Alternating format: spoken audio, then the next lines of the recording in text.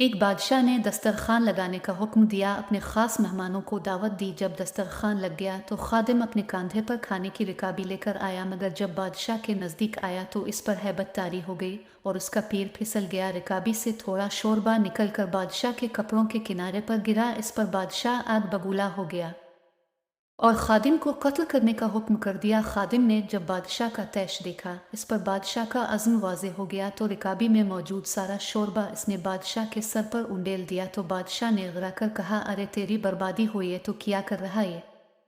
तो खादिम ने आजिज़ाना अंदाज में कहा, बादशाह सलामत में ने ये हरकत आपकी इज़्ज़त विशान गैरत के तहफ़्फ़ुज़ के लिए की है।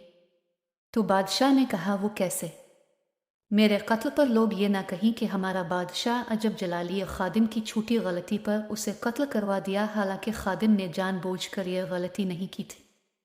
फिर लोग बादशाह को जालिम व जबर गर्दानने लगेंगे। मैंने जानबूझकर भारी गलती करने की जुर्रत की ताकि लोग इसे मामूली गलती ना समझें और आपको भी माजरत करने की ज़रूरत नहीं रहेगी और आपकी हैबत वज़त भी लोगों के दिलों में कायम रहेगी। खादिम की ये गुफ्तगू सुनकर बादशाह थोड़ी देर सर झुकाए रहा और फिर सर उठाकर यूं गोया हुआ, ए फेल कभी हरकत का इर्तिकाब करके बेहतरीन असलूबी से माजरत करने वाले, हमने तेरे फेल कभी और गुनाह अजीम को तेरी अच्छी माजरत के सबब तुझे माफ़ किया जा तो अल्लाह के लिए आज़ाद है।